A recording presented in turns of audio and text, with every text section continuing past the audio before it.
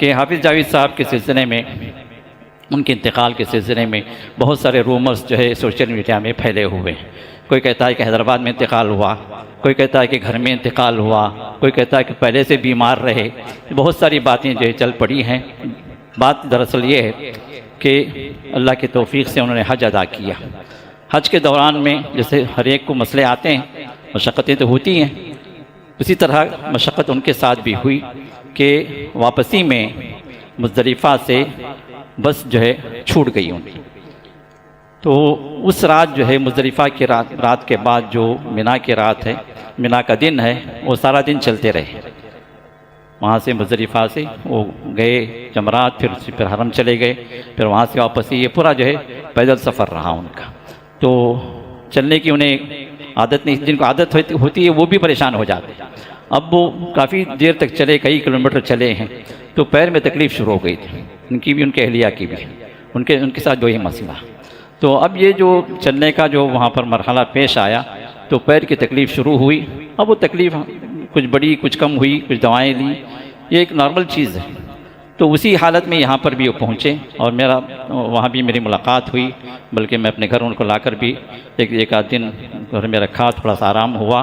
फिर उनको निकलना था मदीने से जद्दे से उनकी फ़्लाइट थी।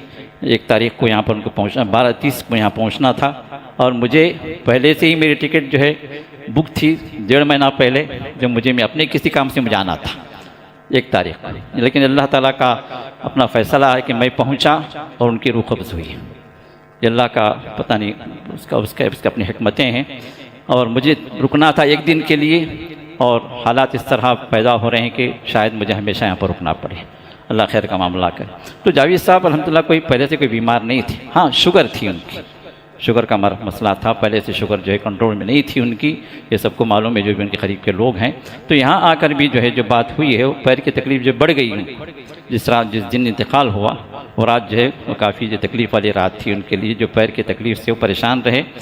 2-2, 3-3 अस्पतालों के चक्कर हुए और आखिरी जो है जो अस्पताल जहाँ पर उनका इंतकाल हुआ, वहाँ पर जो है उन्हें जो है आराम के इंजेक्शंस लगाए गए और उसमें उनको आराम भी आ गया और सो गए थे। नॉर्मल जो है जो पैर की तकलीफ़ से परेशान रहे, रात भर नींद आ गई, सो गए। और सोने लोग यही समझते रहे कि सो रहे हैं, आराम की नींद, खराटों की नींद थी, जिस तरह जो लोग वहाँ पर जो मौजूद थे उन्होंने बताया। तो उसके बाद जो है चंद घंटों के बाद या कि चंद मिनट्स के बाद, समझें कि आधा 1 घंटे के बाद मुंह से जो है झाग निकलना शुरू हुआ। तो तब परेशान होकर जो है डॉक्टरों को बुलाया गया। तो डॉक्टरों की टीम आई और उन्होंने जो है ये डिक्लेयर कर दिया कि इनकी रूह निकल चुकी है। तो उनके एतबार से साइलेंट अटैक था, क्योंकि शुगर वालों के लिए एक आम सी बात है, जिस तरह जो मेडिकल लाइन में है उनको मालूम होगा कि हाई शुगर जिनके साथ होती है, उनको जब अटैक आता है तो साइलेंट अटैक होता है, तो वो एहसास भी नहीं होता, तकलीफ़ भी महसूस नहीं होती। तो इसी तरह का एक मरहला इनके साथ आ गया। अल्लाह ताला का हुक्म था, लेकिन डॉक्टरों की टीम ने, 3-4 डॉक्टर थे, काफ़ी उन्होंने कोशिशें भी की उस वक्त में, जिस तरह जो चीज़ें जो है इंस्टेंट जो देना चाहिए था, मेडिकेशन या कि जो प्रेशर वगैरह जो देकर, इलेक्ट्रिक का ये देकर जो करते हैं, इनिशिएट करते हैं, उस तरह की तमाम कोशिशें तक आधे घंटे से ज़्यादा उन्होंने सर्व की हैं। उसके बाद फिर उन्होंने डिक्लेयर किया कि अब जो है कोई फ़ायदा नहीं है, इनकी रूह निकल चुकी है। तो उसके बाद फिर हमारे डॉक्टर उबैद साहब भी, वो भी आए, वो भी चेक किए, वो अपनी तरफ से वो भी कोशिशें की हैं, उन्होंने भी कोशिशें की। लेकिन बहरहाल ये सब इंसानी कोशिशें हैं, जब क़ज़ा व क़दर के फ़ैसले हो जाते हैं तो हर एक अपनी जगह मजबूर हो जाता है। तो ये मरहला इनके साथ आया। ये जो है ये हकीकत है जो आपके सामने मैंने बयान की। बाकी जो चीज़ें जो है उड़ाई जा रही हैं वो रूमर्स हैं। ना उनका हैदराबाद में इंतकाल हुआ, ना घर में इंतकाल हुआ। जो भी इंतकाल हुआ वो इलाज के बाद, इलाज के दौरान ही अस्पताल में इंतकाल हुआ है। अल्हम्दुलिल्लाह उनके इलाज में कोई कसर नहीं छोड़ी गई। हमारे भाइयों ने और मरकज़ के अरकान ने पूरी उन्होंने मेहनतें की हैं, उनके साथ लगे रहे। लेकिन अल्लाह ताला का जो फ़ैसला था वो गालिब हुआ।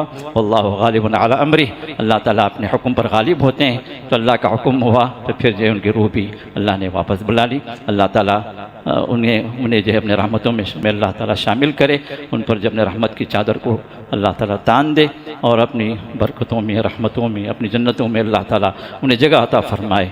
आमीन या रब्बल आलमीन। तो ये एक हकीकत जो थी जो मुझे आपके सामने जिक्र करना था कि उन रूमर्स को आप जो गलत ठहरा दें जो फैलाए जा रहे हैं। और इंशाअल्लाह और भी जो है ये बात भी है कि इस मरकज़ को संभालने वाले कौन रहेंगे, क्या होगा जब मरकज़ ख़त्म हो जाएगा, ये भी चीज़ें चल रही हैं, तो उन तक आप इतला पहुँचा दें इंशाअल्लाह। अल्लाह ताला जावेद साहब के वारिसीन में अल्लाह ने हमें ठहराया है, हम मौजूद हैं और हमारे साथ आप लोगों का ताउन है। अल्लाह के फजल के बाद इंशाअल्लाह मरकज़ जारी रहेगा, कायम रहेगा, उससे बेहतर अंदाज से इंशाअल्लाह हम आगे बढ़ेंगे। अल्लाह ताला से दुआ व तौफ़ीक़ इस बात की है। बारकल्लाहु फ़ीकुम। सुब्हानकल्लाहि व बिहम्दिका नशहदु अन ला इलाहा इल्ला अंत नस्तग़फिरुका व नतूबु इलैक।